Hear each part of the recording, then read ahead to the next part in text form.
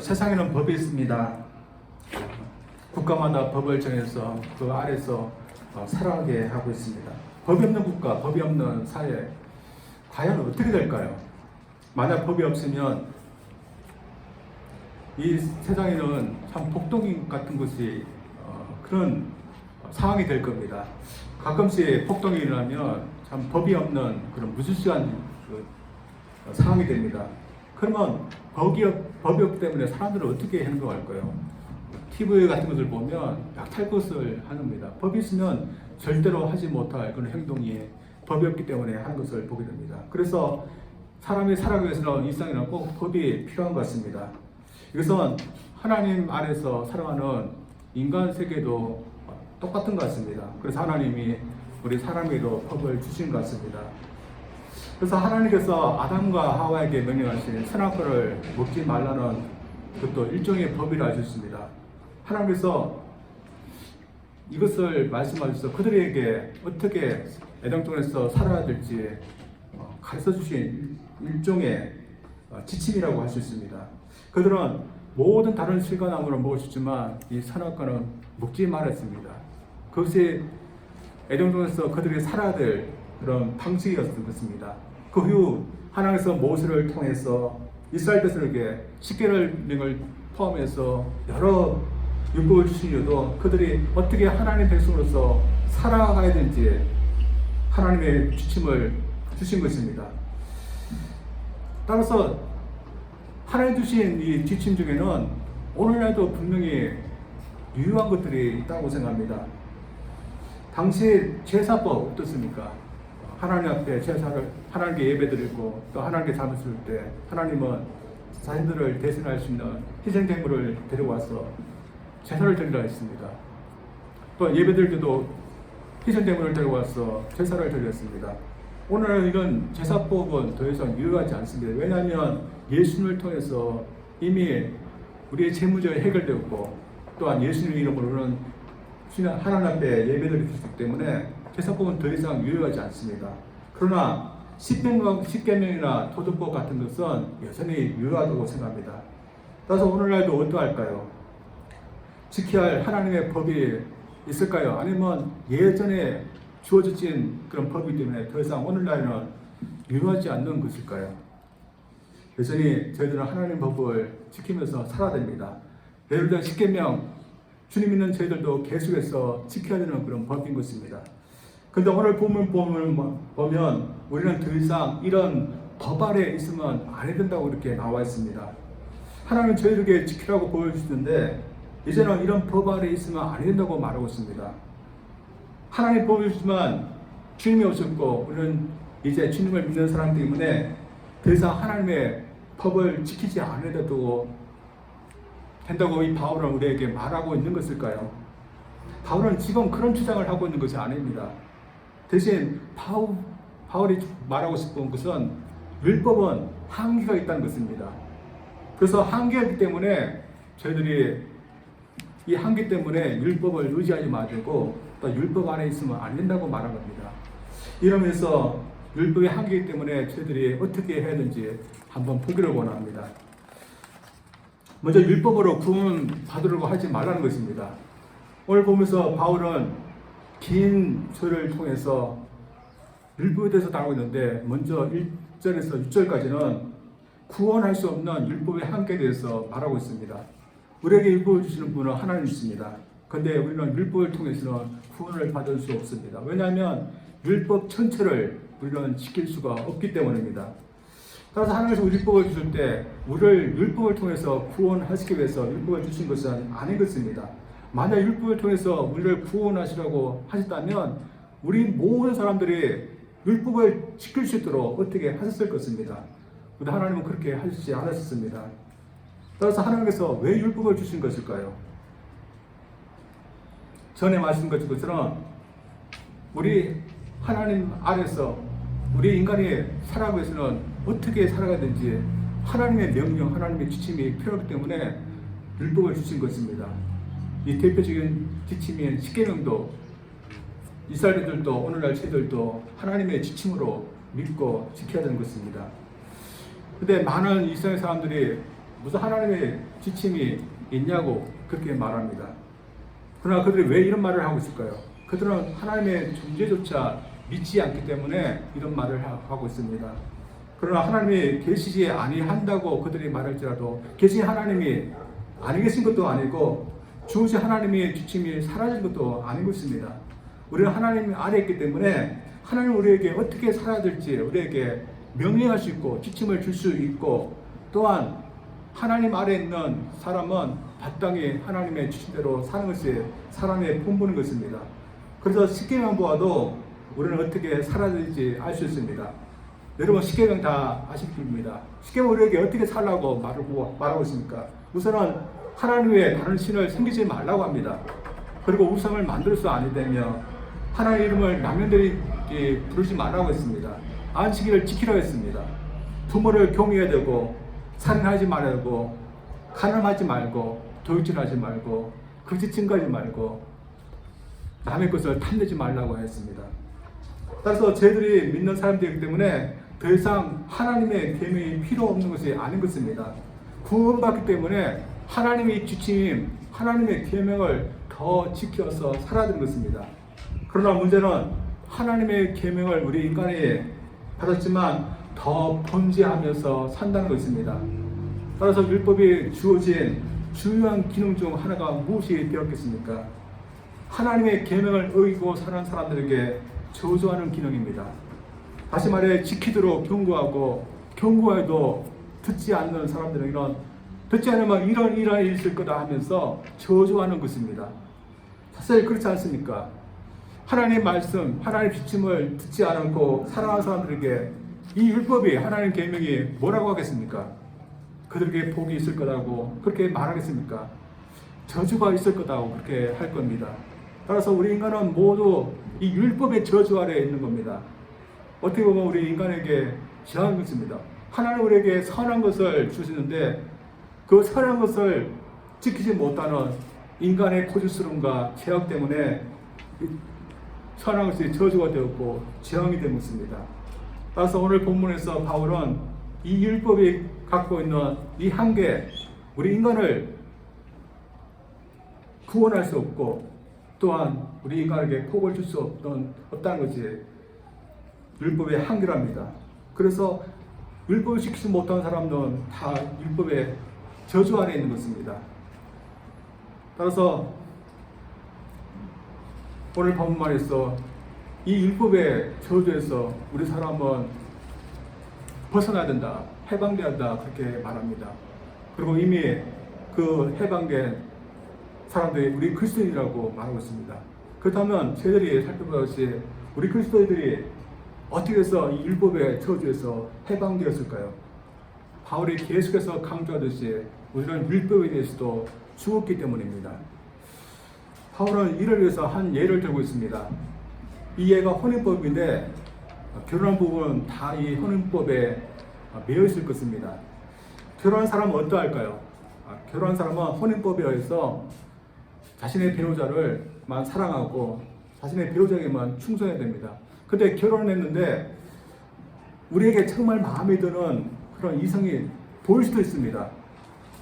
그러면 여러분 어떻습니까? 내가 결혼했는데도 그래도 내가 마음에 드는 사람이 있기 때문에 내가 그 사람에게 마음을 줄 수 있습니까? 내가 결혼하기 때문에 그렇게 할 수 없는 겁니다.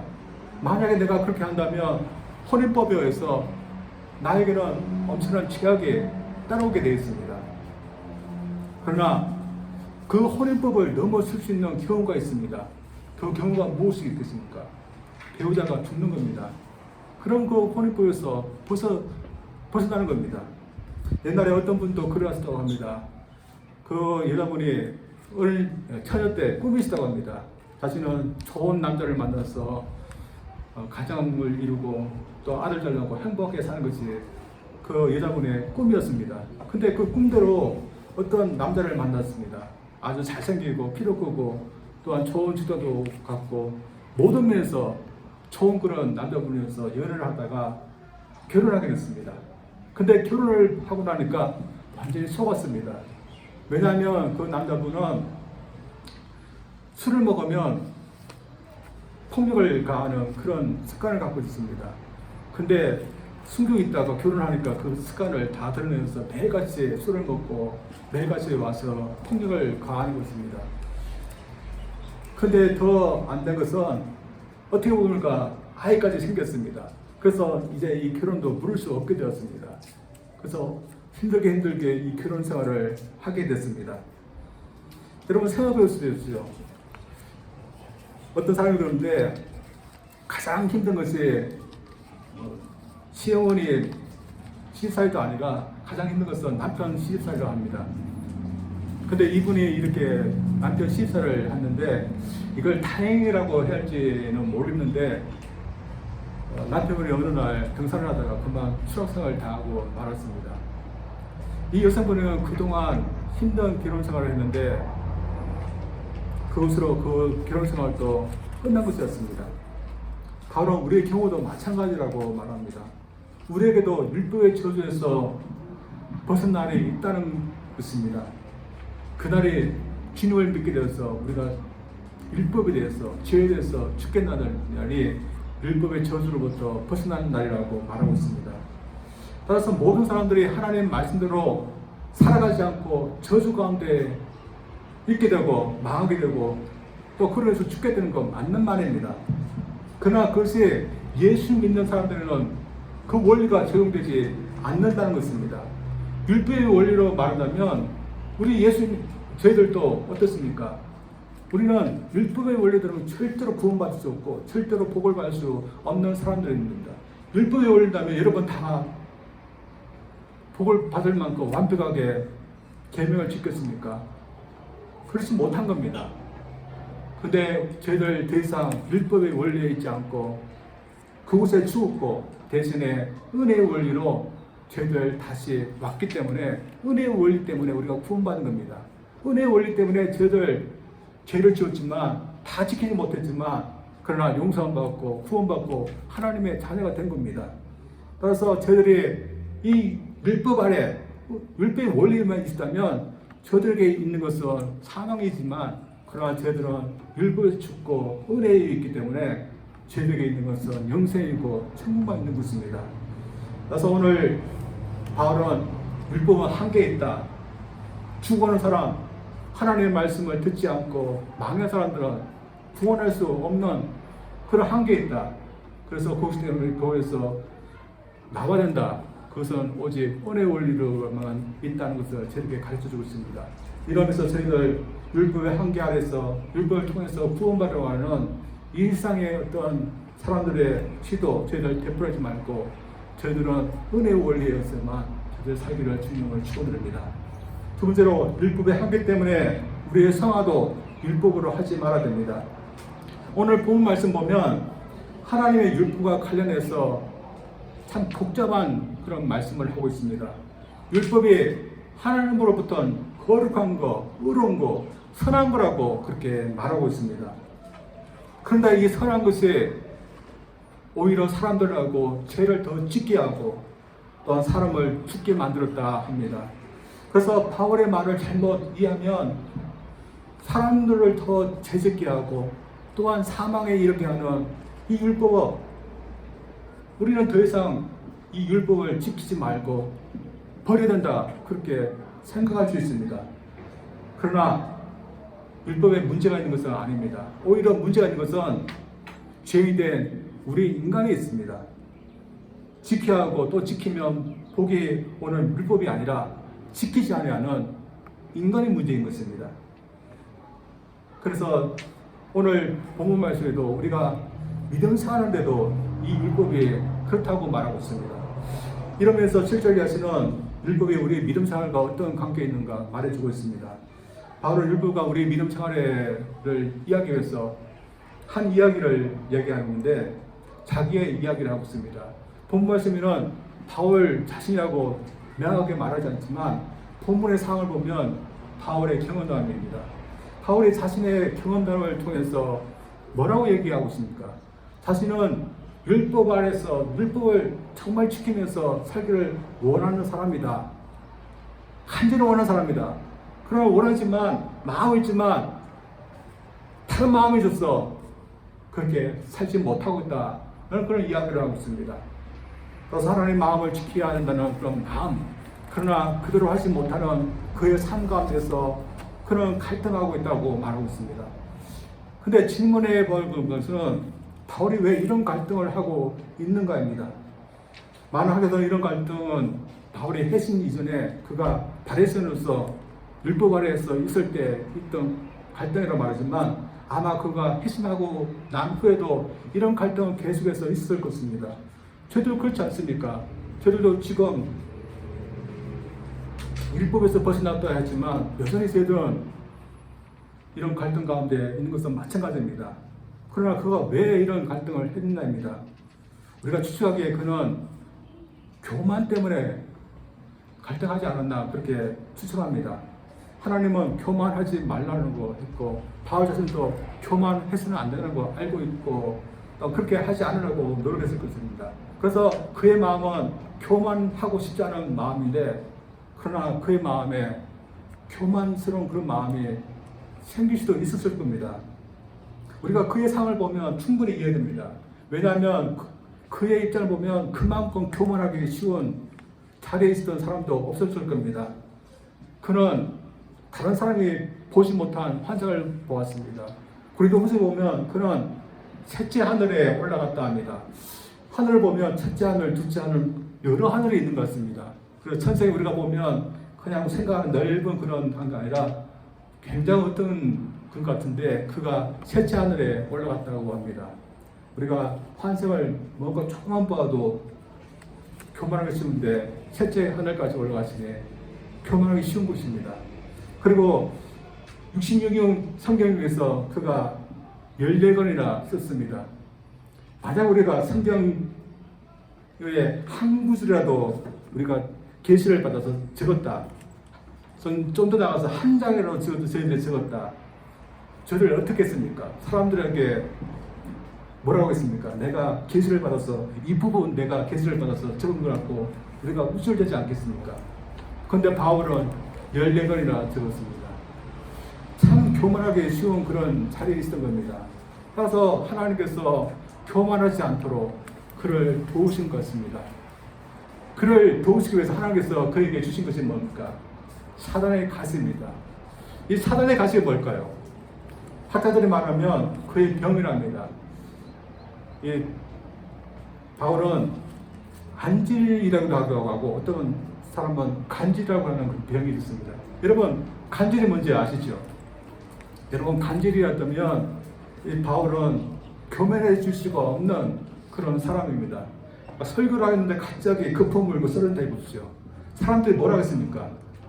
자기 병도 못 고치는 사람이 병 고치고 저렇게 써서 설교한다고 그렇게 하지 않겠습니까? 그래서 하나님은 이 바울을 항상 하나님 앞에 겸손한 사람으로 하나님만 의지하게 하는 사람으로 만들기 위해서 이 사단의 가수를 주셨던 것 같습니다. 바울의 이론이 모든 그리스도인을 어떻게 했습니까? 마찬가지였습니다. 저들도 왜 주님 믿으면서 갈등이 없겠습니까? 저들도 갈등이 분명히 있을 것입니다. 분명히 오늘 이 아침에 저들 교회 나오는 것도 어떤 분은 갈등이 됐을지도 모릅니다. 또 우리가 사는 모든 것이 갈등이 있습니다. 특별히 우리가 주님을 믿고 하나님 말씀대로 살게 되면서 더 갈등이 있었을 것입니다.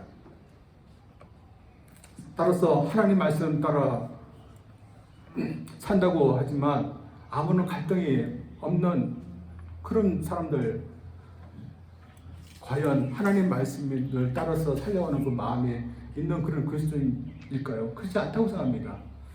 그래서 분명히 그리스도이지만 아무런 갈등이 없는 분은 뭔가 잘못 믿고 있는 겁니다.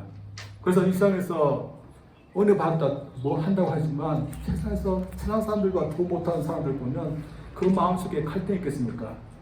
갈등이 없는 겁니다. 따라서 저희들 여러분은 분명히 마음속에 갈등이 있을 겁니다. 왜냐하면 하나님의 말씀 따라 살고자 하는 그런 마음이기 때문에 갈등이 있는 겁니다. 그러나 갈등이 있는 삶이 하나님 말씀에 대한 마음을 갈망하는 마음이 없어서 갈등이 없는 보다는 제대로 된 믿음 생활을 하고 있는 겁니다. 따라서 저희들이 믿음 생활을 하고 하나님 말씀을 따라서 살 때 왜 나에게 갈등이 있는가? 제대로 믿음 생활하고 있다고 여러분 믿고 더 갈등이 있지만 하나님 말씀 따라서 살려고 여러분 노력할 수 있기를 원합니다. 근데 오늘 본문이 말하고 있듯이 우리에게 원함이지만 여기는 문제가 있습니다. 저희들에게 하나님의 계명대로 살려는 마음이지만 또한 그렇게 하지 못하게 하는 다른 것이 우리 육신 가운데 있기 때문입니다. 그게 무엇일까요? 바로 우리 육신의 가운데 있는 죄의 내성입니다. 제 속성이라고 말합니다. 따라서 불신자의 경우 아무리 노력해도 제 속성 이겨낼 수 없고 믿는 저희들도 이 죄와에서 평생토록 육신을 갖고 있는 한 저들 해야 할 것입니다. 그렇다면 이 죄와의 싸움 무엇으로 이겨낼 수 있을까요? 지금은 80이 훨씬 넘은 나이에 된 분이지만 1970년도에 유명했던 대도 조세영이라는 그런 분이 있습니다. 이분은 1970년대 사회 고위층을 상대로 해서 도둑질을 했던 그런 도둑이었습니다. 근데 이 사람의 전례를 보니까 한 16번이나 전과를 갖고 있는 그런 사람이었는데 그만 1982년도에 잡혀서 15년 형을 받게 됩니다. 근데 어떻게 돼서 이 사람이 출감을 하고 나서 주님을 믿게 됩니다. 그럼 얼마 안에서 신학 공부를 하고 그리고 이 사람이 전국 다니면서 전도 집회를 또한 간증 집회를 하게 됩니다. 그래서 모든 사람들이 이 사람이 참 변했다 그렇게 생각했는데 그만 2001년도에 일본에 가서 다시 도둑질을 하고 맙니다. 근데 또 문제는 이분이 84세가 되는데 참 이제는 그렇게 하지 않은데 그때도 다시 도둑질을 하다가 부사지게 됩니다. 이 조세영 분이 정말 예수님을 믿은 걸까요? 아니 믿었는데 그의 육신을 제 욕망을 못 죽이고 사는 것일까요? 이 사람은 법을 통해서도 변화되지 못했고 자기의 의지를 통해서도 변화되지 못했습니다. 저들도 그렇습니다. 저들 제 본능이 있기 때문에 이대로 살지 않겠다. 저들 얼마나 다짐합니까? 유대인들은 더 심했습니다. 그러나 그들은 율법을 가졌다는 것, 율법을 공부한다는 것을 통해서 그들은 성화되지 못했습니다. 결국에는 우리의 죄성을 이길 수 있는 힘을 받지 않으면 이길 수 없는 겁니다. 본문 1절에서 이 힘에 대해서 이야기하는데 1절 말씀을 읽어보겠습니다. 이제는 우리가 얼매던 것에 대하여 추구심으로 율법에서 벗어났으니 이러므로 우리가 영의 새로운 것으로 섬길 것이요 영의 초문에 묵은 것으로 아니할 것이라. 바울은 이 힘을 위해 율법의 초문에 묵은 것으로 하지 말고 영의 새로운 것으로 하라고 합니다. 결국 주님의 힘이 없듯이 또한 성령의 도움을 입어야되지 죄를 이길 수 있다고 우리에게 말하고 있습니다. 따라서 오늘 말씀은 저희들에게 패배감을 주는 말씀이 아니라고 생각합니다. 다시 말해 바울도 죄와의 싸움에서 갈등했고 또는 때로 패해서 오늘 나는 어떻게 할 건가 했으니 나도 그럴 수 있다.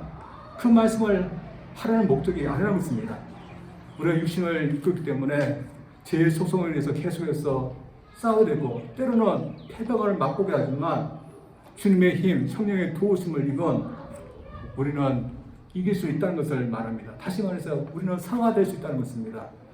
따라서 성화 가운데 있는 죄들 때로는 우리 모습을 보면서 내가 이래도 하나님 자녀인가, 내가 이래도 하나님 말씀대로 사는 자인가 자들대고 있지만 그러나 하나님의 주심, 하나님의 힘을 입고 주님의 도우심을 힘입고 특별히 성령의 충만한 가운데 있으면 할 수 있다는 것을 우리에게 말씀해 주고 있습니다.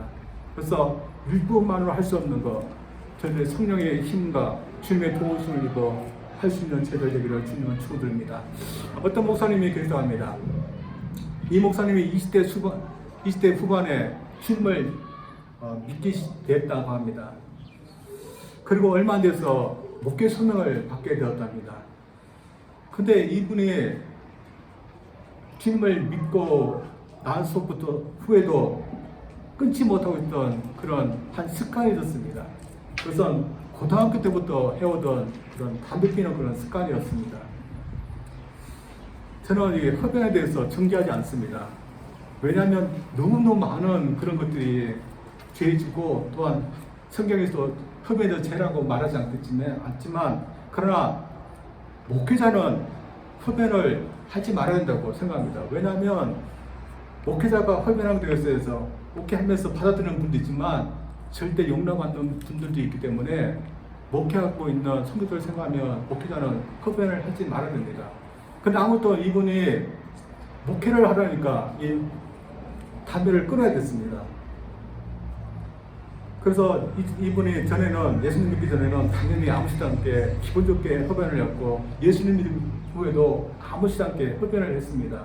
그래서 성경 말씀, 은혜 받고 나면 기분 좋으면 담배 한 대 피우고, 또한 찬송에 은혜 받으면 한 대 피우고, 또한 성도들과 나눠서 기분 좋으면 한 대 피우고 그러는 분인데, 목회를 하느니 그게 안 되는 겁니다. 그래서 이 담배를 끊으려고 그가 노력했답니다. 그래서 은단도 먹고 또한 담배 생각도 하지 않으려고 노력했답니다.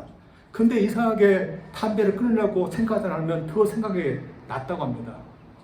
그래서 그는 계속해서 실패를 했습니다. 그러다가 어느 날 이제 안 되겠다면서 포기 선언을 하려고 했습니다. 근데 그가 그렇게 하지 않고 하나님께 솔직하게 내어맡겠답니다. 그래서 하나님 앞에 기도문을 썼답니다. 뭐라고 썼을까요? 솔직하게 자기의 이 습관을 끊을 수 있게 해달라고 그렇게 썼답니다. 그래서 하나님 아버지, 내가 이 담배를 끊어야 되는데 하나님 도와주세요. 그리고 예수님 이름으로 기도하면서 하나님께 편지를 이렇게 올려드렸답니다. 근데 그 다음 날인데 이상하게 담배 생각이 안 난다는 것이었습니다. 그리고 지금 70에 넘는데 이분이 참 훌륭하게 목회도 하시고 그 이상 담배도 하지 않는 그런 목사님이 되었다 합니다. 참 이 목사님처럼 주님께 구하면 우리 죄의 소욕도 다 사라지면 참 좋을 겁니다. 그러나 그렇게 되는 경우도 있지만 그렇게 되지 않는 경우도 많이 있습니다. 그러나 분명한 것은 우리가 주님의 힘을 힘입고 성령의 충만을 이루어서 살면 우리 죄욕, 소욕 우리가 다스릴 수 있고 절제할 수 있고 또한 결국에는 죽일 수 있다는 겁니다. 따라서 저희들이 율법의 정죄에서 벗어나 확실하게 살아갈 수 있지만 이 세상에 사는 동안에도 하나님의 뜻대로 누구봐도 살아가기 위해서 우리는 노력해야 되는 것입니다. 또한 주님의 도우심과 성령님의 그런 힘을 입으면 우리가 얼마든지 하나님의 주신대로 이 세상에서 살아갈 수 있다는 겁니다. 따라서 저희들 우리의 죄의 속이 있지만 저희들 이런 죄의 속에 있을 때 그냥 끌려가지 마시고 성령님의 힘을 힘으시고 또한 주님께 구해서 하나님의 지침대로 내가 살기 위해서 원한다 하면서 하나님의 지침대로 더 살기 위해 노력할 수 있는 저희들에게 주님 이름으로 축원드립니다. 우리 기도합니다. 하나님 아버지 감사드립니다. 바울이 고백했던 것처럼 우리가 죄의 소욕 가운데 또 하나님의 말씀을 지켜야 되는 그런 마음 두 사이에서 갈등하고 있었지만 율법이 그 가운데서 아무것도 할 수 없는 그런 한계에 있는 것을 저희들이 보았습니다. 그러나 우리가 이런 갈등 가운데 있을 때 우리를 도우시고 죄의 소욕을 이기게 하시고 하나님의 법에 따라서 살 수 있는 힘을 줄 수 있는 분은 우리의 예수님 또 우리에게 오신 성령님의 그 도우심이라고 저들 말씀하시니 감사드립니다. 우리가 이 생에 사는 동안에 율법에서 벗어나서 우리가 확실히 천국에 갈 수 있는 하나님의 백성 되었지만 또한 이 땅의 가운데 살면서도 하나님의 백성답게 하나님의 계명대로 살 수 있는 저희들 되기를 원합니다.